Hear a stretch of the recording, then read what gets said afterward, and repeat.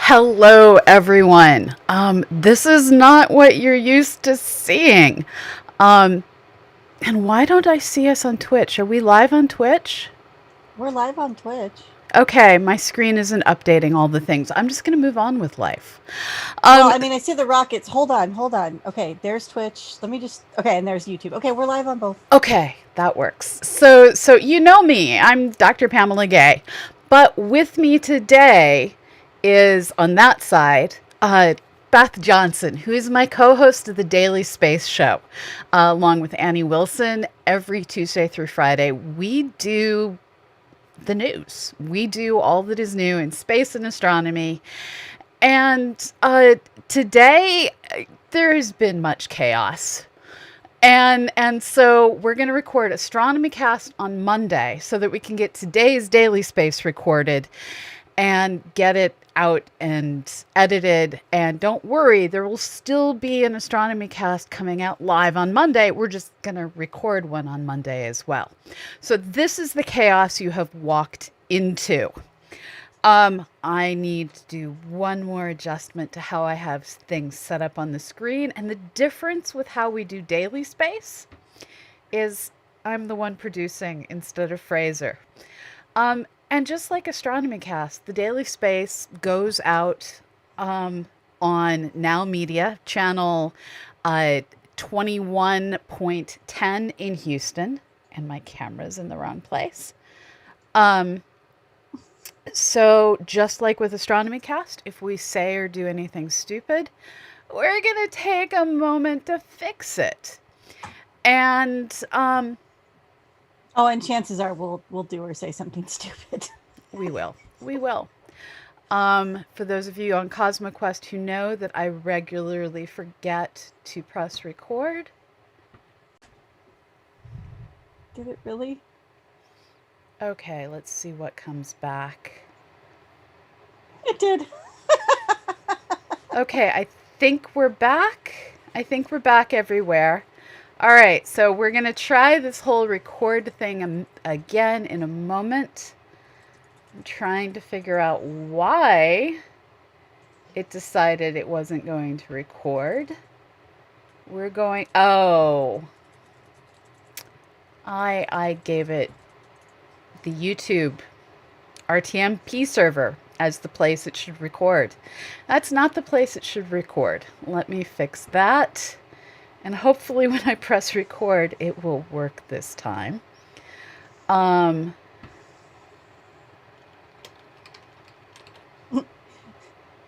Alistair Riddick on Twitch. You could do or say a few stupid things proactively and get them out of your system. There you go. One already happened. We're on it. We are on it. Okay. I have no idea. Monica, that stream fail was not you.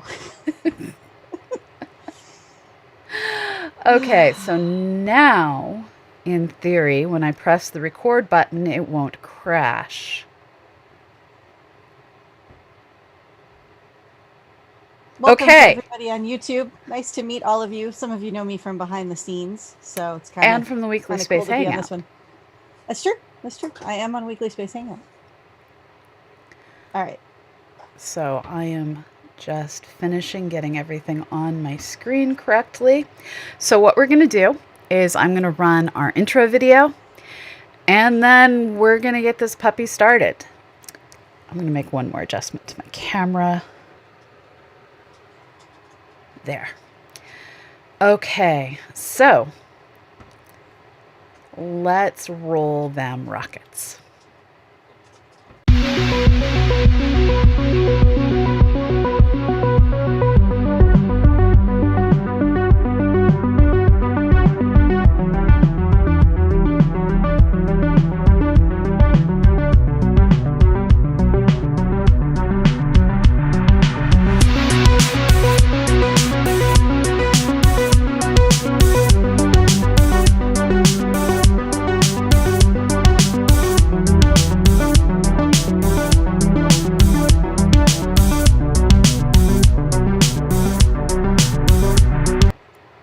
Hello and welcome to The Daily Space. I am your host, Dr. Pamela Gay. And I am your host, Beth Johnson. And we are here to put science in your brain. Now, as a space and astronomy news program, we don't generally have to worry about relaying too much depressing news. There's the occasional exploded rocket or satellite that misses an orbit. But except for the thankfully rare loss of life among astronauts, what we talk about is fairly upbeat. But then there are days like today, when we're reminded that Earth is a planet, and as we cover our own world from a scientific standpoint, things aren't always that great. In the past, we've talked about planet-obscuring dust storms that ate Mars. But today, we have Earth images from the NOAA 20 spacecraft depicting continent-obscuring dust here on Earth. And I'm noticing that the top half of my screen is appearing as a black chunk. So I'm going to re-record this section. I am so sorry, Allie, and I'm going to look to see if we have more chunks of black I need to remove, and we do. Watching the sausage being made, I have no idea where that chunk of black is coming from. Dear chunk of black, where are you coming from? That is deeply confusing. Pardon me while I become very confused. Very, very confused. So, it's not from me. Do I have another layer open? I had another layer somewhere. All right, it is now fixed. It's now fixed for you. Okay, problem located. Thank you for your patience. Here we go. In, for the benefit of Allie, our editor, 3, 2, 1. In the past, we've talked about planet-obscuring dust storms on Mars, and now we have Earth images from the NOAA 20 spacecraft depicting continent-obscuring dust here on Earth. Those of you living in Europe may already know from your weather forecasts that a massive dust plume stirred up across northern Africa is now sending dust out over the Atlantic Ocean and northward toward Europe. The wider perspective that we can get from the Discover satellite shows more of that dust as a beige cloud sweeping off the African continent. While the images are eerily beautiful and make for wait, I thought I read what you wrote, but what did you do? No, I know they can't. So I'm trying to read what Pamela wrote in this story, and this first sentence is what? Oh, okay. It was just one word. Got it. All right. Allie, starting over. 3, 2, 1. While the images are eerily beautiful and make for neat comparative science between Earth and Mars, they point to a more human tragedy. In southern France, the air is dense with fine particulates and the sky is beige from the dust blocking out the sky. This dust is significantly more intense than past dust storms, and this doesn't bode well for folks living at the base of the Alps. This dust, as it settles out of the air, coats everything, including the snow, which will then melt more readily and melt earlier in the season. In the past, these kinds of dust plumes have even carried microbes from the Sahara to the glaciers of the Alps. According to the Barcelona Dust Forecast Center, this weekend, Saharan dust is expected over the Iberian Peninsula and Western Mediterranean. Looking at these forecasts, I'm kind of glad that wearing masks is becoming more normalized. This isn't something you want in your lungs, and unfortunately, these kind of dust events are likely to also become the new normal. As our planet's carbon dioxide levels rise, and with it the temperatures, we're seeing the oceans and land are driving winds in new ways. In Texas, these changes led to a massive Arctic blast last week, as the jet stream failed to trap the Arctic cold in the Arctic.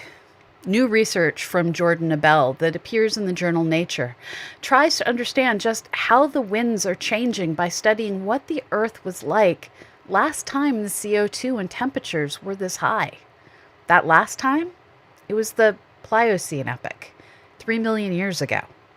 That time when early hominids were emerging and giant mammals still wandered the Earth. Looking at the geologic record to see where the wind carried dust during that time period, this research team discovered that Earth's westerly trade winds migrate more northward as the temperatures warm. There's no way to know on what time scale things will change, but over time, perhaps centuries, maybe less, this change in wind will mean less rain for North America, Europe, parts of Australia, and New Zealand. Where things grow will change and deserts will migrate. This has happened before, but this is the first time such change has been so rapid, and the next question becomes, can life adapt quickly enough to the changes that are coming?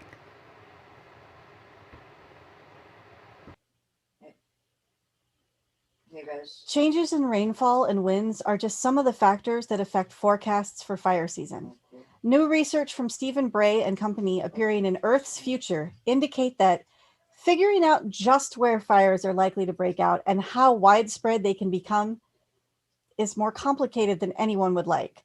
The primary indicator of if it will be a bad fire year is the vapor pressure deficit. This is the difference between how much moisture is in the air and how much moisture could be in the air if it were saturated.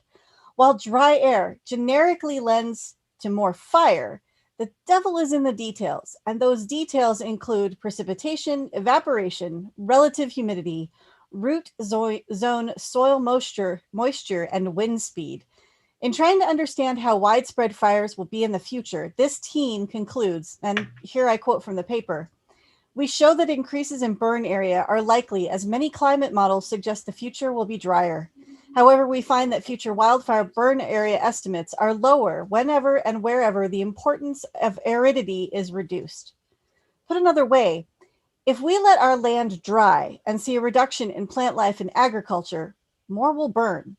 If we want to offset the effects of climate change, we need to find ways to maintain soil moisture as rains recede. Unfortunately, climate change doesn't affect just the landscape. It also has a huge impact on life in cities. And unfortunately, studies are finding that how someone is affected is strongly biased by an area's poverty levels, and those generally reflect racial divides.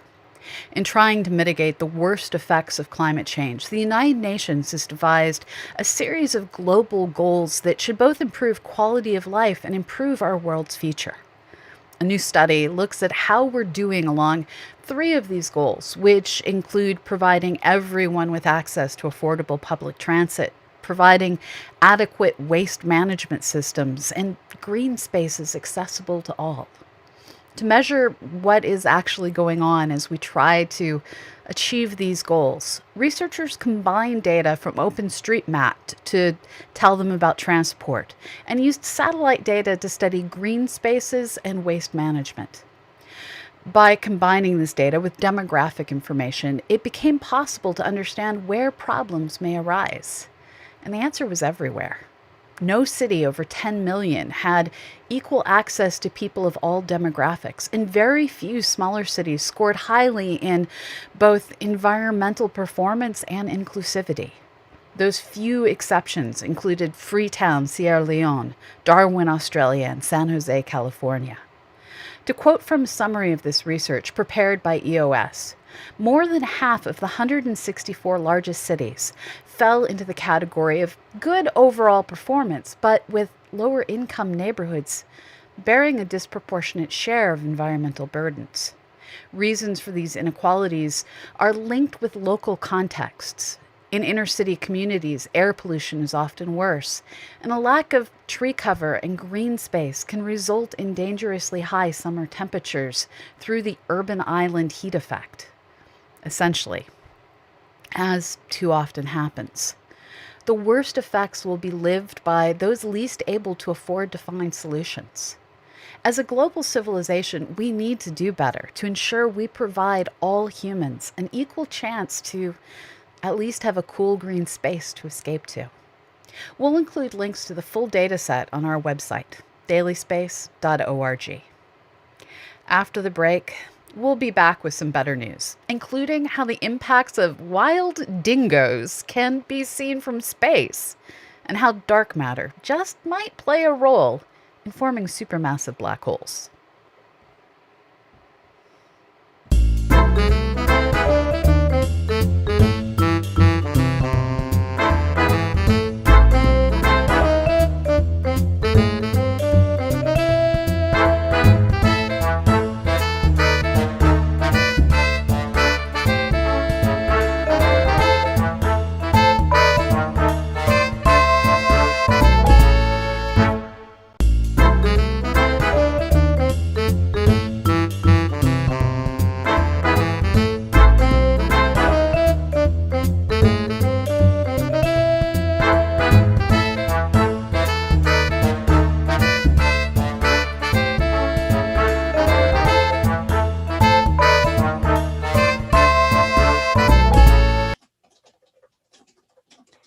Dingoes. Those scruffy wild dogs of the Australian outback, usually portrayed as a nuisance. Turns out they're good for the ecosystem, according to a new study from the University of New South Wales, Sydney. The study, published in Landscape Ecology, looked at 32 years of satellite data from NASA and the United States Geological Survey's Landsat program. Previous dingo research has been site-based or relied on drone imagery. This satellite data has made landscape-wide analysis possible for the first time, and it revealed something very interesting. A time-lapse video of satellite images posted on the university's YouTube channel reveals a pronounced straight line along the New South Wales state border, where a large part of the dingo fence runs. Vegetation inside the fence, where there are no dingoes, had poorer long-term growth than vegetation in area with dingoes. The dingo fence was built in the 1880s to protect livestock. It spans parts of Queensland, New South Wales, and South Australia, and at 5,600 kilometers long, it's one of the largest structures in the world and has been extremely successful at keeping these dingoes out. But while this might keep livestock and other fauna from getting chomped on by hungry dingoes, it's not so great for the local flora. In this data compilation, we can see the long-term effects of removing dingoes from the local ecosystem. And we can see those long-term effects from space. That's right, the environmental impact of removing dingoes is visible from space. The Great Wall of China isn't even visible from space. Professor Mike Letnick, senior author of the study and a researcher at the university's Center for Ecosystem Science, said in an interview, when dingoes are removed, kangaroo numbers increase, which can lead to overgrazing. This has follow-on effects to the entire ecosystem. Those follow-on effects are a process called trophic cascade, which in this case means fewer dingoes led to an increase in kangaroo populations, which leads to overgrazing, which reduces vegetation and damages the quality of the soil, which causes even less vegetation, which hinders the survival of smaller animals. This goes to show how precariously connected everything on our planet is. According to Professor Letnick, the fence's sharp divide between dingo and non dingo areas provides a rare opportunity to observe the indirect role of an apex predator and the far reaching effects of removing apex predators from an ecosystem. And this was all made possible by satellite data. Satellite imagery usually only looks at photosynthesizing vegetation, meaning plant life that's visibly green. But the university researchers used a model to factor in non-green vegetation, such as shrubs, dry grasses, twigs, branches, and leaf litter, stuff that's important to a desert ecosystem like the one found in the Australian outback. The model was developed by the Joint Remote Sensing Research Program, a collaborative group that includes the University of New South Wales. According to lead author Dr. Adrian Fisher, a remote sensing specialist, there were other contributing factors to the difference in vegetation, such as differing rainfall patterns and land use, but the dingoes definitely played a central role. Dr. Fisher went on to say, our study is an example of how satellite technology can be used in big picture environmental research, and they hope to next use the Landsat images, which are freely available for download, to study how different amounts of vegetation can influence bushfire frequency. While this dingo study can be seen as yet another example of how human-made structures are negatively impacting the planet, it also shows that even some scruffy wild dogs can play an important role in making the Earth better for everyone. We'll be back after this break with that whole black hole, supermassive beginning of the universe story. Be right back.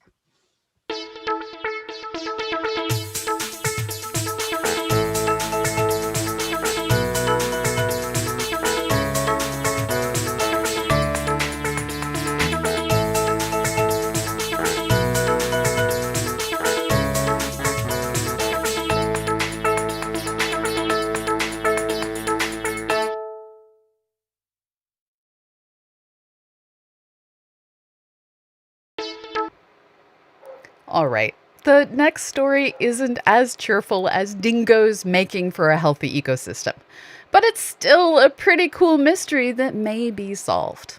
One of the issues astronomy is currently scratching its head over is how the universe formed massive galaxies so fast. For the first roughly 400,000 years, everything was a hot, dense soup of colliding photons, electrons, and atomic nuclei with other particles that were all together expanding and cooling, but were too dense and too hot to form atoms, let alone galaxies. One day, though, things did get cold enough to form atoms. That was about year 400,000, give or take. But things were still too hot for everything else. And the universe just kept expanding and cooling, and we expected that stuff would start forming a few 100 million years later. But somehow we are finding, as we build bigger and better telescopes, galaxies weren't so much starting to form, they were fully formed. And this is deeply confusing. Here's the problem. Our universe is mostly empty space. With the modern universe, we see all sorts of big structures that shine in the sky.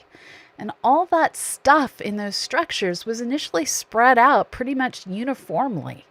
And it should have taken time for material to gravitationally come together. The luminous stuff, the luminous matter, baryonic matter, isn't the primary stuff of the universe, however. There's also dark matter, stuff that, as the name implies, refuses to interact with light. It is a whole lot more prevalent, and as we've realized, galaxies formed early. Astronomers built theories for how massive clouds of dark matter could come together early in the universe and pull in the regular matter to start galaxies earlier. This helped, but it still didn't explain how these galaxies somehow came together early in the universe and had supermassive black holes in their centers so fast. So the new question became, can you make a supermassive black hole out of dark matter? It's just stuff, after all. There shouldn't be a reason it can't make a black hole, but it's just a matter of how would that work? Dark matter, as far as we know, consists of particles that don't like to interact with each other or anything else, including the electromagnetic spectrum and force. The question becomes, if you pull enough dark matter into a small enough region, will it tend to collapse under gravity, or will it support itself through gas pressure of some sort? This is sort of like asking, will air in a cooling room keep filling the room or collapse and condense on the floor? Eventually, it will collapse, but not at a temperature we're going to get on Earth. Turns out, however, the dark matter may collapse into black holes under the conditions that existed in the early universe. In a new paper appearing in monthly notices of the Royal Astronomical Society with lead author Carlos Aguirreras, researchers examine what conditions need to occur for dark matter to collapse into a supermassive black hole. They find that the answer depends on just how big dark matter particles may be. For particles in the tera-electron-volt range, the size of neutrinos, for instance, a sphere of 1 billion solar masses can collapse under its own gravity to form a supermassive black hole as early as 500 million years after the Big Bang. Bigger masses, they could form even earlier. And this is consistent with what we're seeing. It's kind of weird to think that an invisible component of our universe, dark matter, can form massive halos that collapse into supermassive black holes that are also invisible but shape everything in the galaxies that grow around them. In our universe, the brightest shining things are truly being governed by invisible hands, or at least the gravity from invisible sources. This is also a case of both and. We originally thought supermassive black holes formed through the more gradual buildup of regular matter inside clouds. That still happens. That just happens more slowly. Our universe found a way to fast track the creation of galaxies, proving once again that there are often many ways to do things, and the universe doesn't like to be limited in its options. It does things its way. After the break, we're going to take a look at some of the faces who need to be remembered year-round as Black History Month comes to an end. Stay tuned.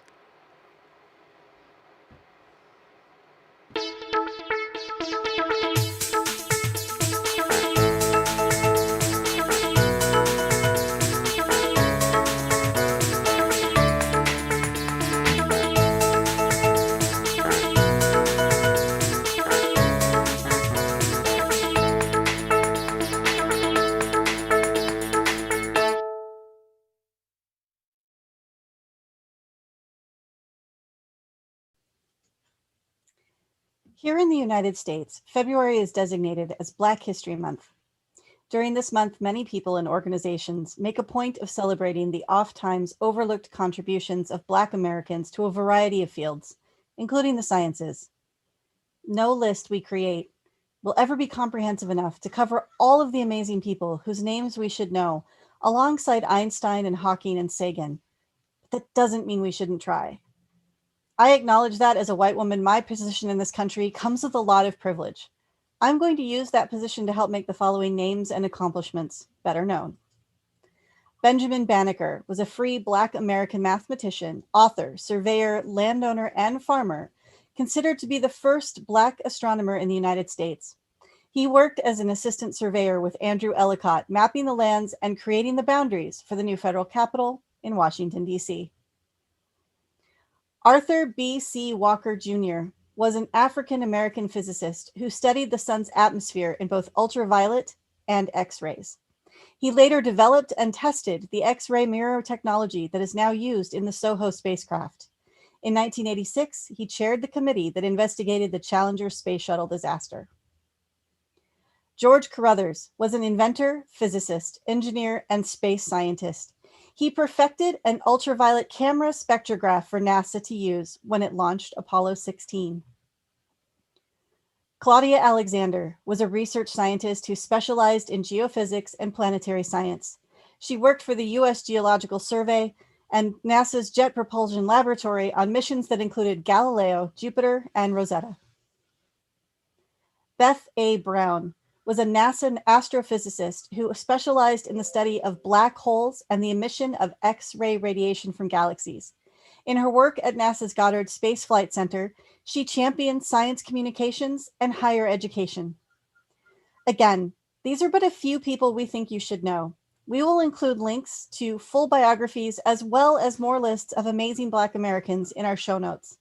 As a final note, earlier today, NASA renamed the NASA headquarters building in Washington, D.C. in honor of hidden figure Mary W. Jackson. Jackson was the first African-American female engineer at NASA and began her career with the agency in the segregated West Area Computing Unit of NASA's Langley Research Center in Hampton, Virginia. She posthumously received the Congressional Gold Medal in 2019. This has been The Daily Space. See you all next week. Thank you. Okay, like we do with Astronomy Cast, we are now going to answer your questions. And for those of you who are like, those transitions kind of sucked. Yeah, they do. We edit things to go up on YouTube and to go out on Now Media. It's hard to do all the things at once, and we're glad that you're here as our live studio audience. Okay, where did we start? Oh, working on it. Okay, I'm going to scroll through YouTube if you want to scroll through Twitch. Well, I know Gordon was Keeper of Maps was copying questions over too, so. Okay. Shout out So to Bill yes, Nash. Janelle is correct in pointing out that Astronomy Cast will be recorded at our normal time just on Monday. So come back and we're going to do a rundown of all the things that have been changed in cosmology since the last time we covered how our universe formed. Okay, Arjan asked, is the South Pole also releasing cold air north, or is the southern polar jet stream stronger? It's failing in different ways because the land masses are different. There's a whole lot more ocean in the southern hemisphere. It's just a fluke of when we're alive that the northern hemisphere has so much land, and land and water hold temperatures very differently. Thank you to Bill Dipperly on Twitch for their subscription with Prime. Thank you.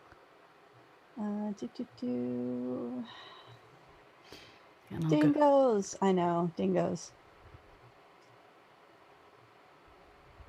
I want every conversation someone starts with me to begin with the word dingoes. Sorry.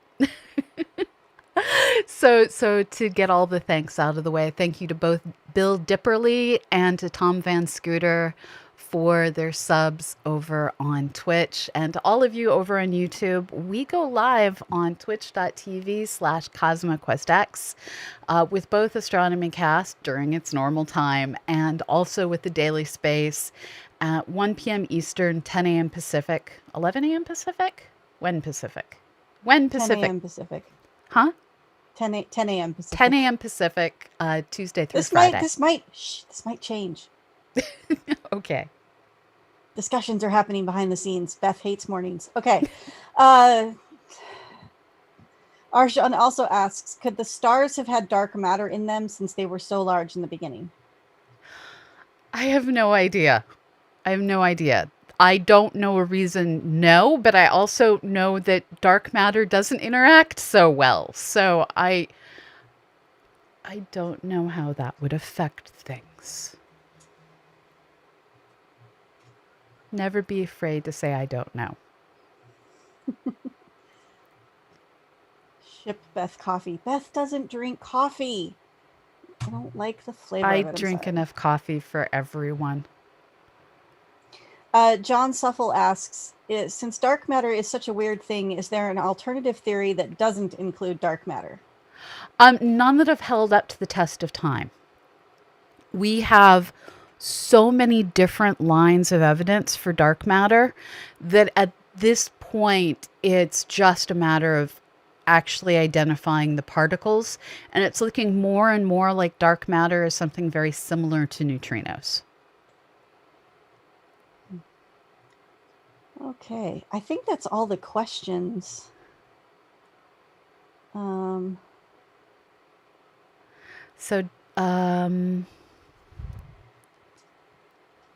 yeah, I think that's all the questions. We kind of covered like why we're here today and all of that. Oh man.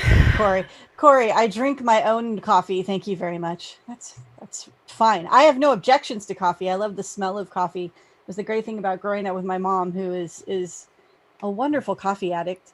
Not that she needs the caffeine, but it's just that moment of drinking a cup of coffee like gets her brain working. Yeah. But the smell of it in the mornings makes me so happy. I just can't stand the taste of it. So. Oh, so John Suffield asks to Pamela, totally off topic, but do you know there is now a fourth book in the Three Body Problem series? I did not. I am working on finishing up the last book in one of Nnedi Okofor's series, and then I'm gonna go find that. Thank you.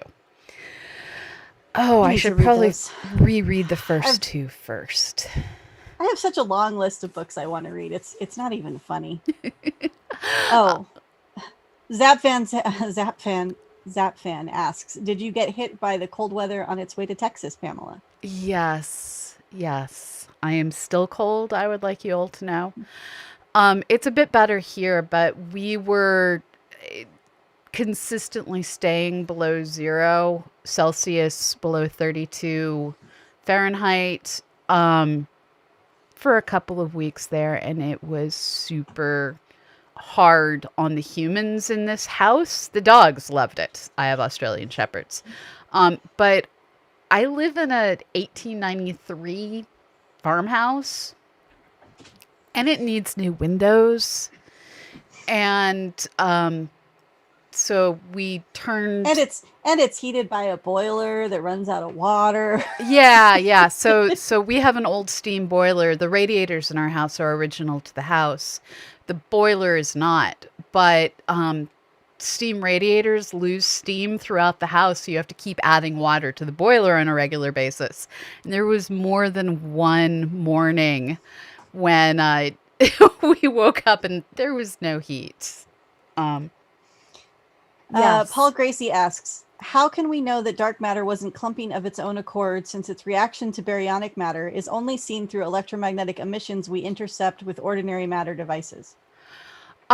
So what we see is the distribution of dark matter as reflected through how it gravitationally pulls on stuff around it, and that stuff includes photons of light.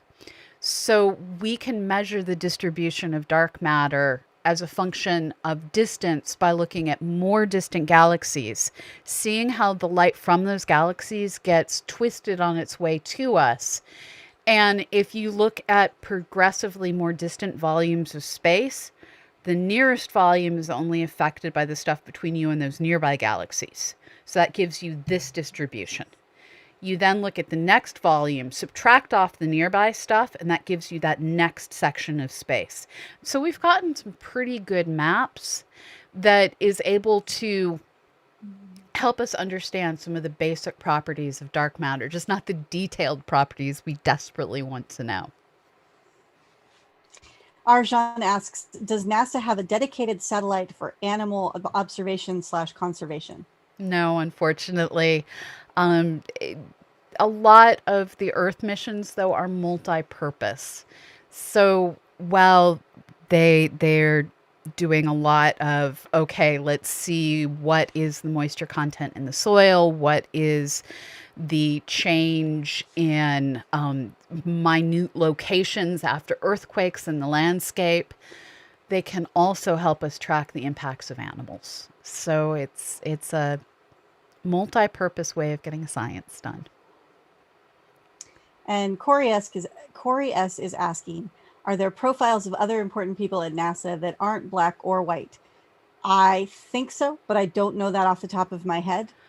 That's something that I'll have to look and see. I'm pretty sure they have profiles of everybody. Yeah, there was a book that came out a few years ago, and I'm completely blanking on its name, that they put together that was basically the faces of NASA, and they did an excellent job at showcasing the real diversity that's out there. Actually, now that you mention it, I think there's something that NASA JPL did last year or the year before, where they really, if you look at their social media, they do a lot of that, and they do a lot of focusing on people that you haven't heard of that you should hear of. Yeah. John Suffel asks, dark matter, how soon after the Big Bang would it have come into existence? Right from the start or later on? I don't know yet. It would have come into existence about the same time that we started getting other fermions. So things like electrons, but exactly where on the time scale of before or after electrons, I don't know. AstroWise notes the CSA has a program called Smart Whales to help track and protect the northern right whale, but unsure what satellite specifically it uses. A lot of times they're using more than one satellite for this stuff. All right, Third Rock has a question. Hold on, one more. If we cannot terraform Mars, is it wrong to want to harvest rare earth elements and minerals from Mars so we can stop mining here and destroying the one planet we can currently live on? So instead of going after Mars, what actually makes a lot more sense is to grab asteroids. And there's a bunch of different reasons for this. First off, Mars may have life. Let's not wreck it until we really understand. The other part is gravity. Mars has a lower mass than Earth, but it's still a bear to get off of its surface, whereas you can, with a smaller asteroid, just paint it and change its orbit. And so it is possible through a variety of means to slowly migrate asteroids into Earth synchronous orbits that make it easy to get their materials back to our world. Now, the asteroids aren't as metal rich as we might once have hoped and wished, but there's still plenty of stuff out there that we can, well, get from there instead of continuing to get it from here. And Janelle Duncan asks, when do we expect to get results from Percy? It just depends on what results you're looking for. I mean, we're getting stuff back all the time, and NASA is constantly putting things up. Right now, it seems to be mostly images. But those images, they're over the weekend, there was a bit of a complaint that the raw images weren't going up, that it was basically frozen at the 2.5 initial raw images that were shared the day of the landing. And they turned the faucet on. So there are tons of raw images now up. Thousands. Coming from Thousands. Coming from Perseverance. So basically, results will come as soon as people start analyzing some of those and figuring out what they are. And then when the instruments start taking measurements, those will come back quickly too. People are primed and ready for this data to come in. So yeah, Beth's a planetary scientist, just to clarify. So like I look at the images and I'm like, that rock is weird. What is that rock? Beth can actually answer those questions quite often. And they're finding some weird rocks already.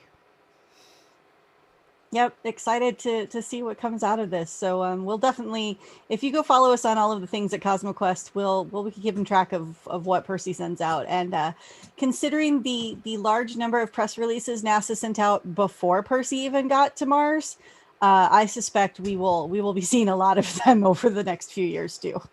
Yeah, right now they have to be super careful because they have attached to the belly of Percy the Ingenuity helicopter, and they can only release the helicopter once. So they don't want to screw that up. So they're going to take it nice and slow until Percy has essentially given birth to Ingenuity.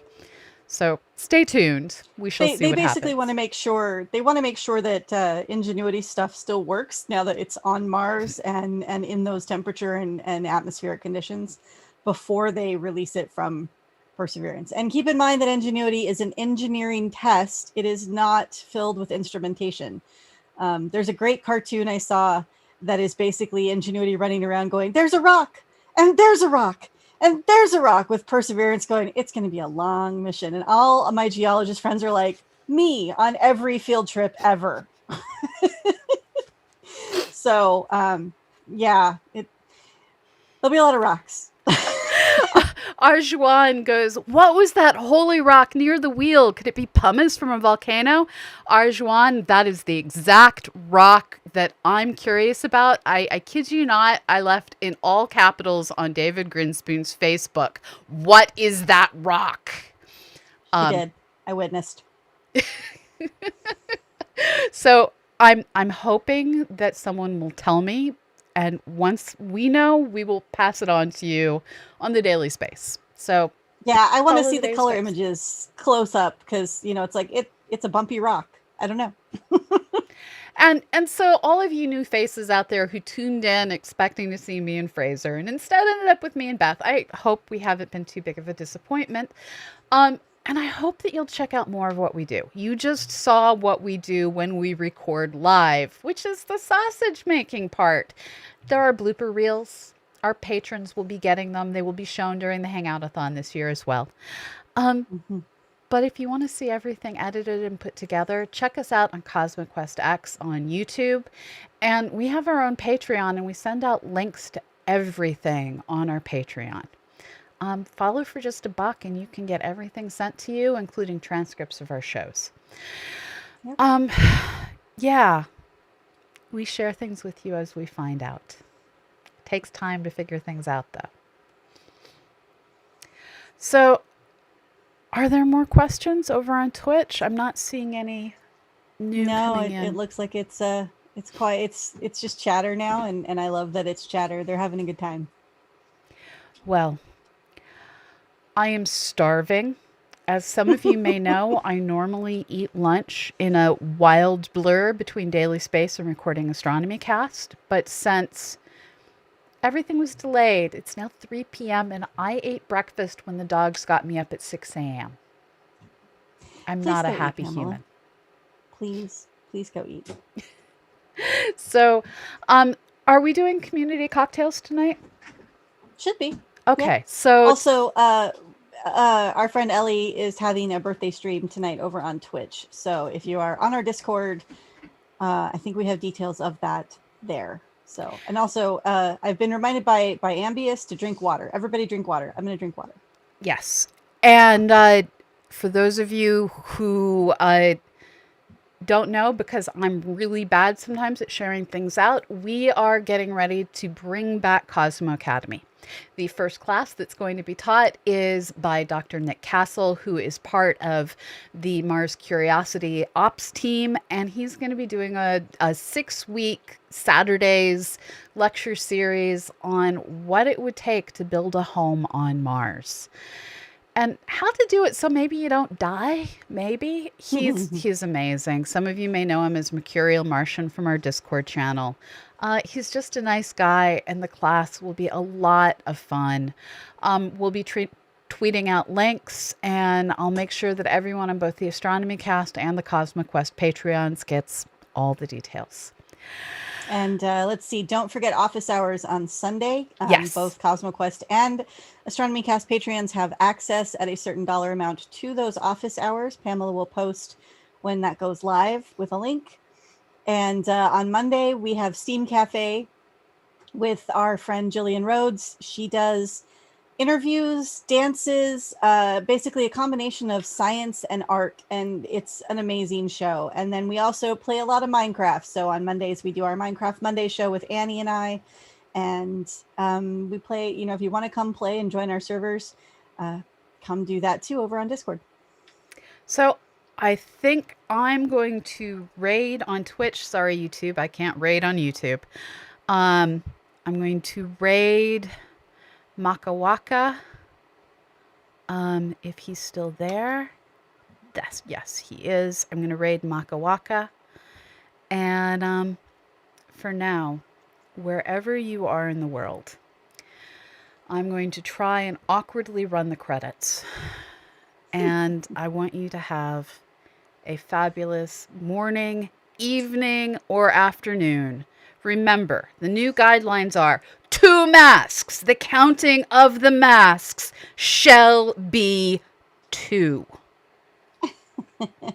Stay safe, everybody. Wash your hands, take care of yourself and each other, and we'll get through all of this. Bye-bye, everyone.